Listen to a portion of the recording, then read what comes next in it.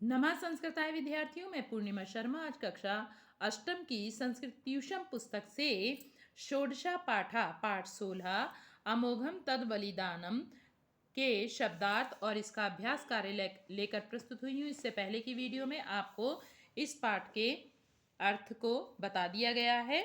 प्रारंभ करते हैं इस पाठ के शब्दार्थ। निरसनाए हटाने के लिए, अतिक्रमणम सीमा से आगे बढ़ जाना, प्रेषणम भेजना, स्वशौर्येण अपने शौर्य से, शत्रु हस्तगतानी शत्रु के हाथ में गए हुए, आत्मरक्षणे अपनी रक्षा में, पणिकृत्य दांव पर लगाकर, अमोघम अचूक या सफल। अब इस पाठ के अभ्यास कार्य को प्रारंभ करते हैं।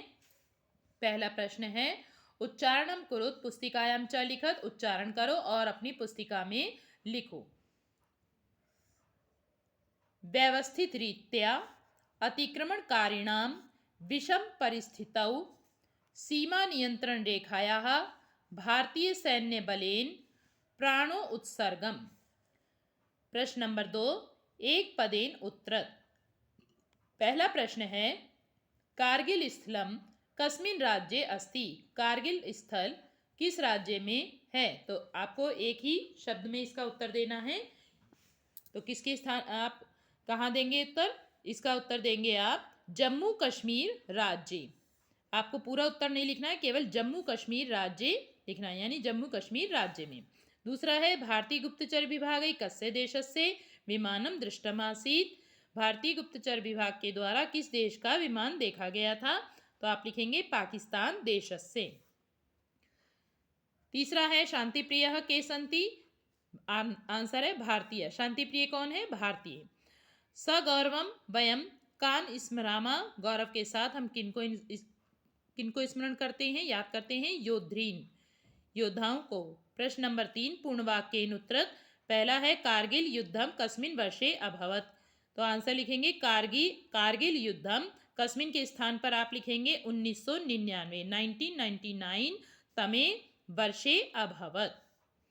दूसरा है, पाकिस्तान से विमानम कुत्र दृष्टमासीत्। पाकिस्तान का विमान कहाँ देखा गया था? पाकिस्तान से विमानम कुत्र के स्थान पर लिखेंगे सीमा नियंत्रण रेखाया समीपे, यानी सीमा नियंत्रण रेखा के पास में दृष्टमासीत् देखा गया था।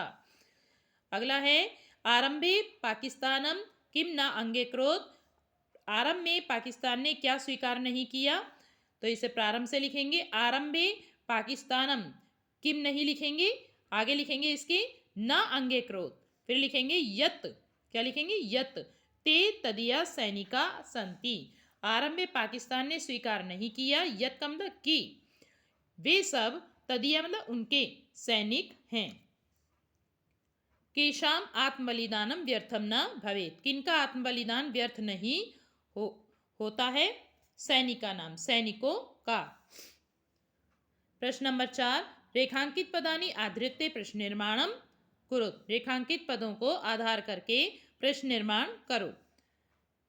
पहला है, भारतीय सेनायाः पाकिस्तान सेनया सह युद्धम अभवत। तो क्या लिखेंगे इसके स्थान पे? कस्याः, यानी किसका। और इसके आगे पूरा करेंगे आप, पाकिस्तान सेनया सह युद्धम अभवत, फिर क्वेश्चन मार्क लगाएंगे। अगला है, नियंत्रण रेखायाः समीपे पाकिस्तानस्य विमानम दृष्टम आसीत्। नियंत्रण रेखा के पास में पाकिस्तान का किम, विमानम की जगह क्या लिखेंगे? किम दृष्टम आसीत्, क्या देखा गया था। गा नंबर है, शांति प्रियाः भारतीयः भवन्ति। तो आंसर लिखेंगे शांति प्रियाः, भारतीय की जगह लिखेंगे के भवन्ति, फिर क्वेश्चन मार्क लगाएंगे इन सभी में। फिर अगला है, सैनिका नाम आत्म बलिदानम व्यर्थम न स्यात्। सैनिकों का आत्म बलिदान व्यर्थ न हो जाए, तो सैनिका नाम की जगह क्या लिखेंगे? केशाम आत्म बलिदानम व्यर्थम न स्यात्। इन सभी प्रश्नों को लिखने के बाद आप इनमें क्वेश्चन मार्क लगाते जाएंगे। और यहाँ पर वन वर्ड लिखने का उद्देश्य सिर्फ ये है कि आप इन अंडरलाइन किए हुए शब्दों के स्थान पर इन शब्दों का प्रयोग करेंगे, और बाकी आप इस क्वेश्चन से जो यहाँ पर लिखा हुआ है आगे का आंसर, वो पूरा करके प्रश्न निर्माण पूर्ण करेंगे। प्रश्न नंबर 5, मंजुषाता पदानी चित्वा वाक्यानि पूरयत। मंजुषा, ये मंजुषा कहलाती है जो बॉक्स में लिखा हुआ है शब्द। तो इस मंजुषा से पदों को यानी शब्दों को चुनकर आपको वाक्य पूरे करने हैं। सैनिका नाम आत्मबलिदानम, क्या लिखेंगे? व्यर्थम। देखिए मैंने यहाँ पे नंबर डाल रखे हैं। व्यर्थम न भवे, सैनिकों का आत्मबलिदान व्यर्थ न हो जाए। परम आत्मरक्षणे वयम न कदापि अलसः इति, किसने घोषणा की थी? प्रधानमंत्रिणा अन्यश्च उद्घोषितम। परंतु अपनी रक्षा करने में हम सब कभी भी आलस नहीं करेंगे, ऐसी प्रधानमंत्री और अन्य मंत्रियों ने घोषणा की। शांति प्रिय भारतीय इत्यत्र, अब एक ही बचा है। देखिए यहाँ पे 3 नंबर डाला है मैंने, तो क्या लिखेंगे? नास्ति संशय, भारतीय शांति प्रिय हैं, इसमें कोई संदेह नहीं है। प्रश्न नंबर 6, संस्कृते अनुवादम कुरुत, संस्कृत भाषा में अनुवाद करना है। पहला है बहुवचन की रक्षा कौन करता है? तो सीमाओं की षष्ठी विभक्ति का प्रयोग किया गया है। इसका षष्ठी विभक्ति में बनेगा बहुवचन में, क्योंकि सीमाएं बहुवचन, यहाँ पे बहुत सारी सीमाओं की बात हो रही है। तो लिखेंगे सीमनाम, षष्ठी बहुवचन में सीमन शब्द का रूप बनता है सीमनाम। सीमनाम रक्षा, जैसे रमा बनता है, ऐसी रक्षा कौन के लिए? कहा, और करता है के लिए करोति। सीमनाम रक्षा कहा करोति, क्वेश्चन मार्क लगाएंगे। हिमालय की ऊंची चोटियां बर्फ से ढकी रहती हैं, तो हिमालय की, देखिए फिर से षष्ठी विभक्ति का प्रयोग हुआ है, तो बनेगा हिमालय से। ऊंची चोटियां, उच्चानी शिखराणी, चोटियों के लिए शिखराणी, बर्फ से हिमई ढकी रहती हैं। आच्छादितानी, ढकना, आच्छादितानी मतलब ढकी रहती हैं, ढकना, और रहती हैं के लिए तिष्ठन्ति। हिमालय से उच्चानी शिखराणी हिमई आच्छादितानी तिष्ठन्ति।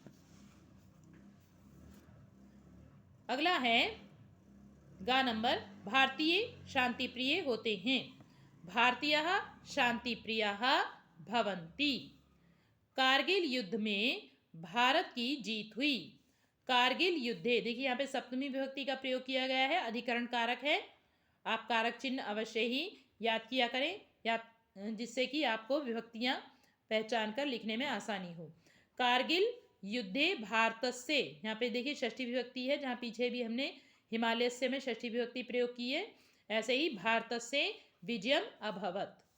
प्रश्न नंबर 7, निम्नांकितेषु पदेषु उपसर्गम चित्वा लिखत। निम्नांकित पदों में उपसर्ग चुनकर लिखने, केवल आपको उपसर्ग चुनने हैं, कुछ अंतर नहीं करना। देखिए प्रविष्टा, एक आपको लिखा हुआ है प्र, अभिलषति, इसमें कौन सा उपसर्ग है? अभी। जैसा यहाँ अभी लिखा हुआ है सेम वैसे ही यहाँ पर भी आप लिख देंगे। प्रतिकूलम में प्रति, तो प्रति सेम लिख देंगे, कुछ अंतर नहीं है।